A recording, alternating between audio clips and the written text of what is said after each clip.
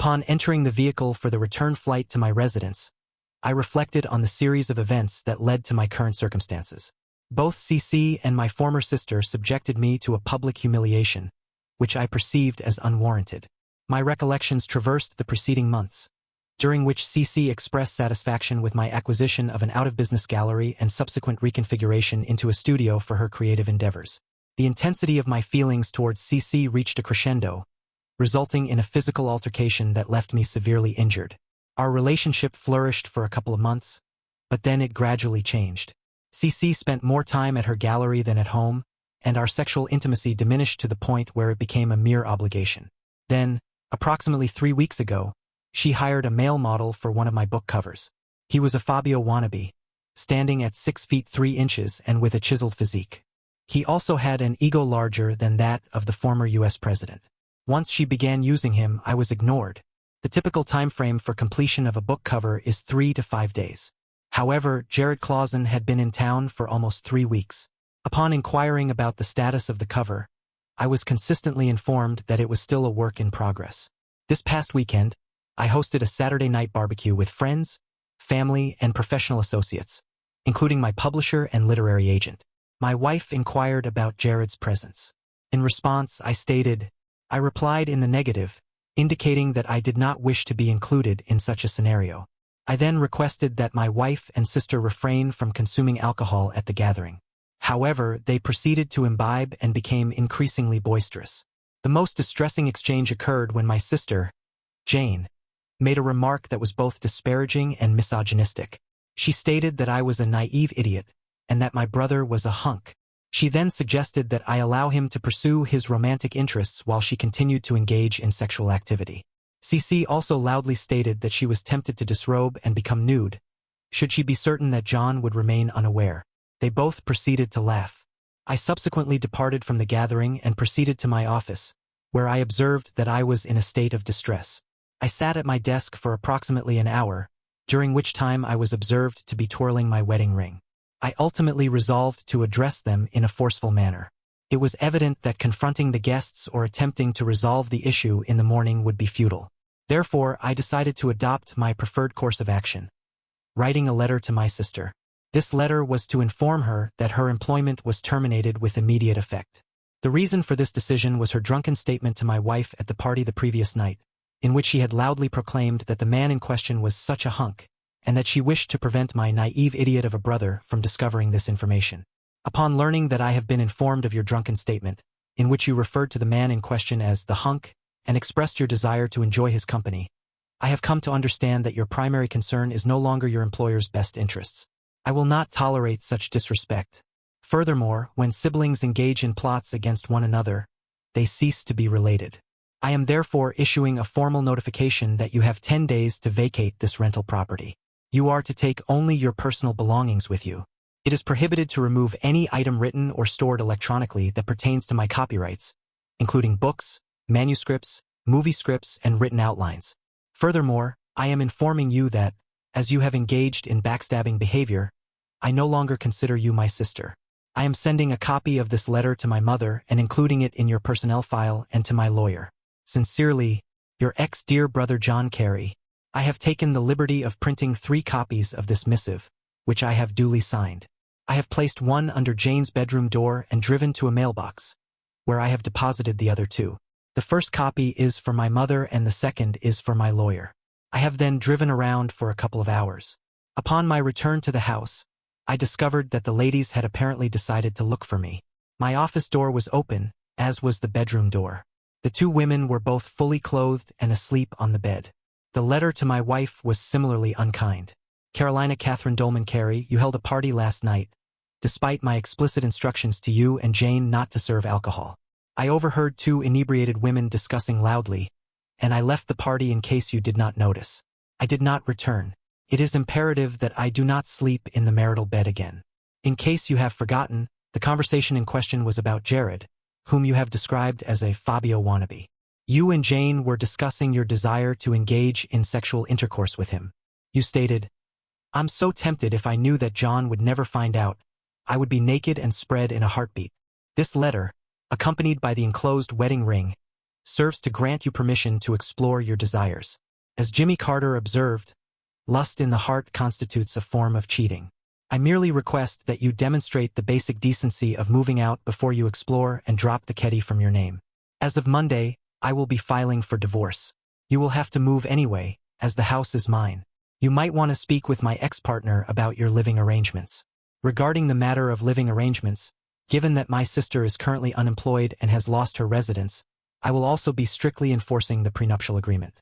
I will not tolerate any disrespect directed towards me, whether from my former partner or from the individual in question, who is known to be married to me. I will be traveling to New York on Sunday morning, and by Monday, I will have your contracts for my book. The aforementioned books that have not yet been published will be the final ones covered. It is unclear when you ceased to respect me, but the impact of your actions was significant. Not only were you plotting to cheat on me, but you were also doing so in my house, in front of neighbors, in front of friends, and in front of people important to my profession. This included my ex-sister-in-law.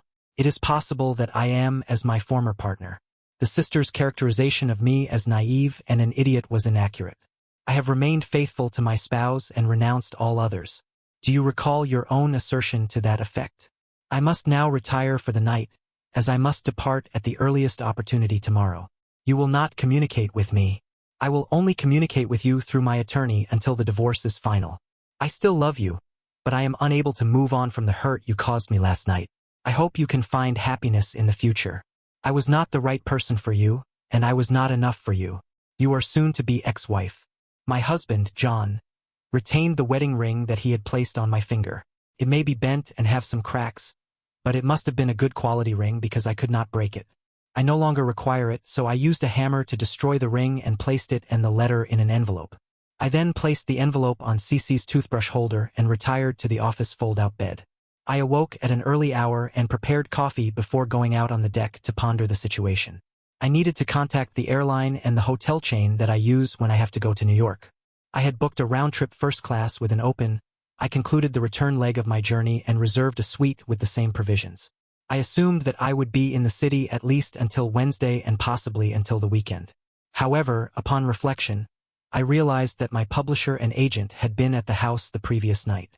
Consequently, I would be flying to meet them in the city, where they either would not be present or would not be in their offices until Tuesday, when the plane landed. I therefore contacted my agent to inform him that I informed him that it was his decision whether or not to continue as a client. I then informed him that I would no longer be commissioning any future covers from her, but that I would leave the remainder of her work to her discretion. I then contacted my publisher, Adrian Nara, and informed her that any covers that Cece had submitted for books that had already gone to press were to be used. However, for books that had not yet been published, I required a new artist. I also informed Adrian that, should she wish to retain the services of Cece, she would need to fulfill the terms of her complete contract and bill me accordingly. Once I had accomplished this, I had no desire to remain in New York.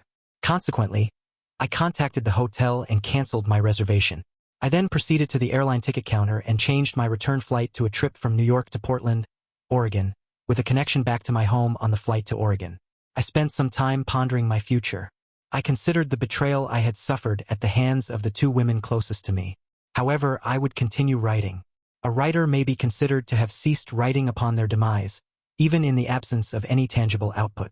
At the time of the plane's landing and my subsequent return to my room in the airport hotel, this was not a concern for me.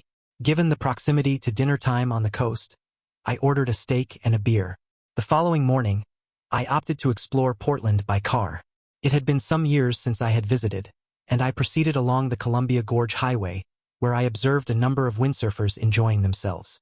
I also witnessed a good quality a large ship pass through one of the locks, and I simply engaged in the activities typically associated with tourists on that particular evening. I had dinner at the Timberline Lodge on Mount Hood, where the quality of the food and the ambience provided a welcome distraction from my concerns for a brief period. On Tuesday morning, I received a call from Jared Clausen, who had been attempting to ingratiate himself with me. He inquired about the circumstances surrounding the termination of his contract. When I informed him that I was not in a position to comment on that matter, he seemed dissatisfied. The issue was not related to the contract, but rather, Cece was attempting to protect himself. He should discuss the matter with her later that day. I received 2 emails from Cece. I read them. Jared, I regret to inform you that, Due to the termination of my contract with Elizabeth Jester, I must terminate your employment. I will, of course, pay all monies owed to you. Additionally, I will cover any housing costs through Saturday at 5 o'clock. The final digit of the time is 00. Monday, should I require the services of an individual who meets the aforementioned criteria in the future, I shall contact your agent. The following day, I contacted all of our invitees to the Barbie. Dear friends, I am writing to express my sincerest apologies for the regrettable actions I exhibited at the barbecue last Saturday evening. If you were unable to attend the event, I extend my apologies to you for the distress I caused my husband and his relationship with you. I acknowledge that my actions were ill-considered and unacceptable. The aforementioned incident caused immense hurt to my husband. Being under the influence of alcohol is not a valid excuse for my actions, nor is being inebriated. My statements and the act of consuming alcohol were insults to my husband. He has decided to take action to stop the insult and hurt. Should John and I separate, I hope you will support John. He did not deserve to be treated in this manner, and he should not lose your friendship because of my actions. I apologize for any embarrassment that I caused genuine hurt to Carolina Catherine. The apology seemed sincere, yet I remained distressed. I consulted with my business lawyer, Gary Chambers, who recommended a divorce attorney. He suggested the name Sally Winston, and I arranged a telephone consultation with her office. I outlined the proposal and expressed willingness to improve if she did not object. Sally offered suggestions and stated that when I returned in the city, we would convene to sign the requisite documentation and settle the outstanding balance. She also advised that I should respond to her apology. I conveyed my thoughts to her, and she concurred with my assessment. Consequently, I sent the following email to the address provided. I accept your apology. However, this does not negate the fact that you publicly disrespected me and even went so far as to state, in a loud and clear voice, that if I did not find out, you would cheat on me. I accept your apology, but merely expressing remorse is insufficient. I contacted G. Chambers' office today, as you are aware, as I also use his services. He provided me with the contact details of a divorce lawyer that I am meeting with tomorrow. As I stated in my previous correspondence, you will need to vacate the marital residence, which was owned by me prior to our marriage. Our prenuptial agreement stipulates that you will receive half of the joint account. If you do not contest the divorce, you can retain possession of the account, and I will contribute an additional $100. I will even pay to have the gallery modified to include an apartment on the second floor if you so desire. I simply wish to be free from your disrespectful behavior. This was the end of my correspondence with CC for that day. I was closing my laptop when a new email appeared. It was evident that the act of kissing was going to be ongoing for a considerable length of time. I love you, John. You have been my source of support since I left secondary school. You provided me with assistance when I entered the military and helped to fund my college education.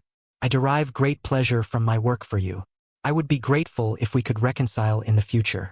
For the time being, I will comply with your instructions. I hope that at some point you will be willing to forgive me.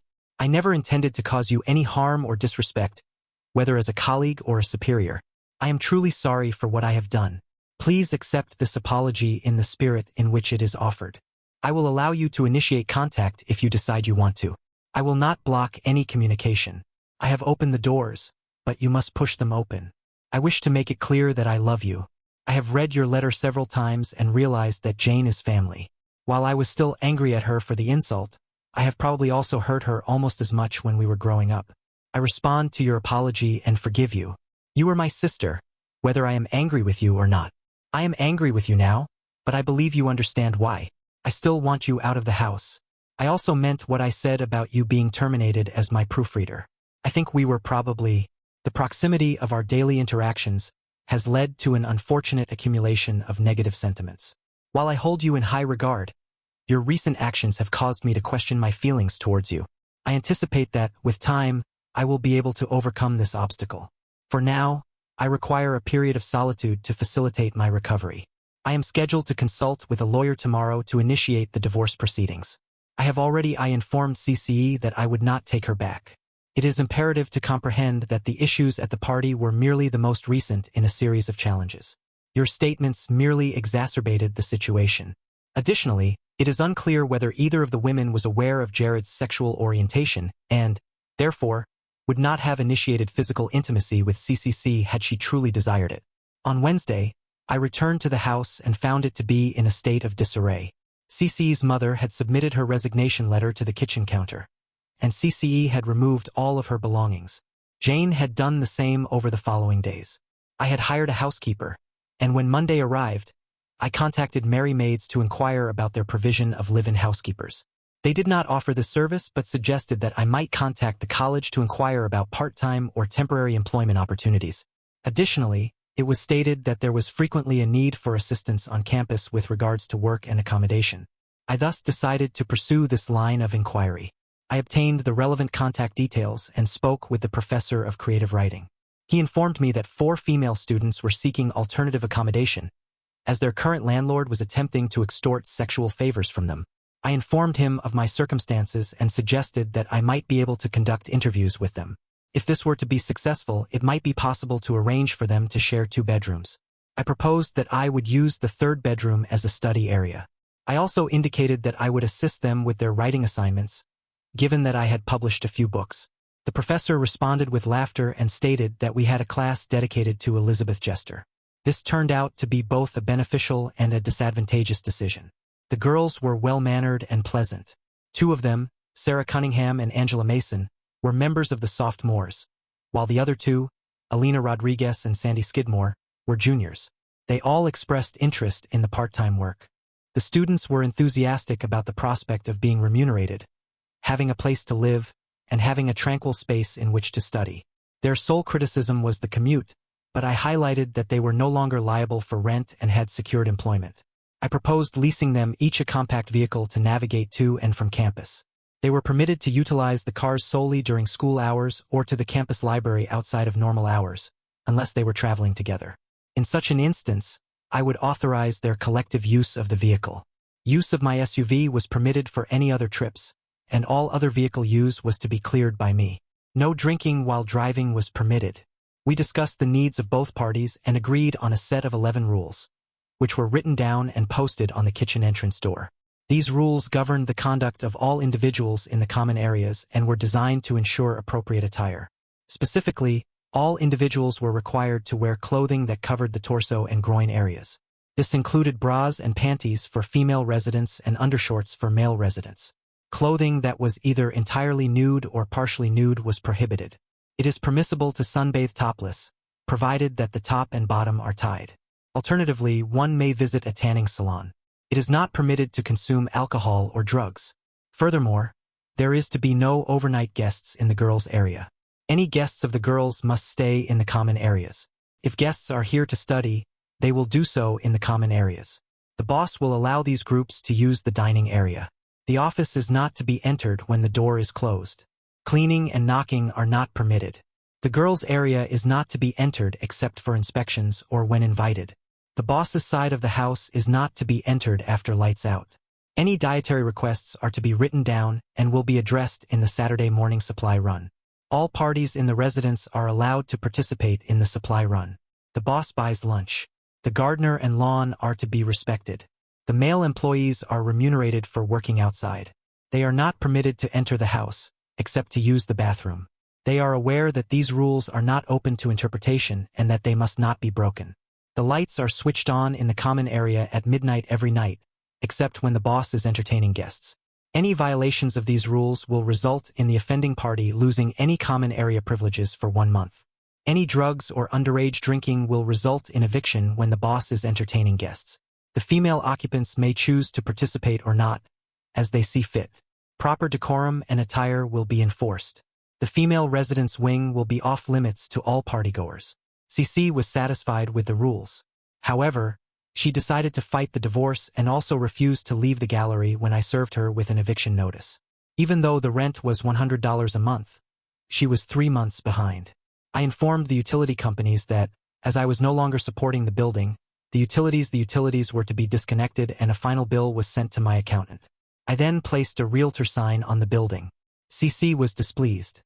She came over to the house one afternoon when the girls were on the deck sunbathing. I had not changed the locks. CC entered the house just as Sarah was preparing iced tea for all of them. CC loudly demanded to know who was in the house and what they were doing there in such revealing attire. I heard the commotion. CCE emerged from the office. I informed her that the situation was not, nor had it ever been, her house. The girls currently reside there during the academic year. If she wished to engage in a civilized discussion, she would have to leave my housekeepers alone. She appeared visibly shaken by my outburst. She sat down in one of the dining room chairs. I proceeded to apologize to the girls. Sarah was crying. I took her hand and led her back to CC. I gave her 15 seconds to respond. To apologize to this young lady. She is here with my permission. Once more, you have allowed your mouth to overrule your brain. After you apologize, please leave the chair and the building. Your 15 seconds start now. CC appeared as though I had slapped her. She dropped her house and gallery keys on the table and left that day. I informed my lawyer that I wished to terminate the prenuptial agreement and to demand that CC the sign was to be signed and returned within 15 days. Otherwise, legal proceedings would be initiated. The sign was signed within a week. The girls were then taken to the gallery to view the premises. There were no obvious issues or signs of neglect. There was, however, a considerable amount of dust, indicating that the premises had been unoccupied for some time. The girls were then informed that the property was no longer required. They were then asked for their opinion on the potential conversion of the property into apartments for off-campus housing. I proceeded to elucidate the concept of campus housing, wherein I proposed the implementation of at least one resident manager, ideally a married couple, with the remaining space designated for residential use. This would allow for the creation of 6 two-bedroom apartments. We proceeded to collaborate with the college and the city council. The college was highly supportive of the initiative, and I proceeded to implement my designs in accordance with the city council's approval. The construction was completed by the commencement of the subsequent academic year, and I secured the services of a local young married couple to serve as live-in managers. The husband was unemployed and demonstrated exceptional proficiency in maintenance, and thus I appointed him as the maintenance manager. The children expressed great enthusiasm for the apartments were well-designed, cost-effective, and included dedicated study areas. Following the finalization of the divorce, CC was no longer entitled to her half of the joint account. Jane and I reconciled, and when the first 2 girls graduated, she relocated to live with me. She had also begun writing and had 2 novels completed and published. She and I shared the office and assisted any of the girls still residing in the house. I also served as her proofreader. She resumed her role as my partner. She also ceased alcohol consumption. She ceased apologizing when I picked her up and spanked her on the buttocks. She laughed and screamed when I stood her up. I informed her that we were now on equal footing, and that she would soon be over her hurt. I received a squeal, a hug, and 3 thank yous in quick succession. I have gained insight into the direction my life is taking. I am helping a great deal. My sister is content and I am coping, which brings this account to a close. If you found this account engaging, please indicate your appreciation by clicking the thumbs up icon and leave a comment. Your feedback is invaluable to me. It helps me to understand what content is of interest to you and therefore helps me to optimize my content strategy. If you are new to this channel, please subscribe so that you can be kept informed of new content. Thank you for watching, and I look forward to sharing more with you in the future.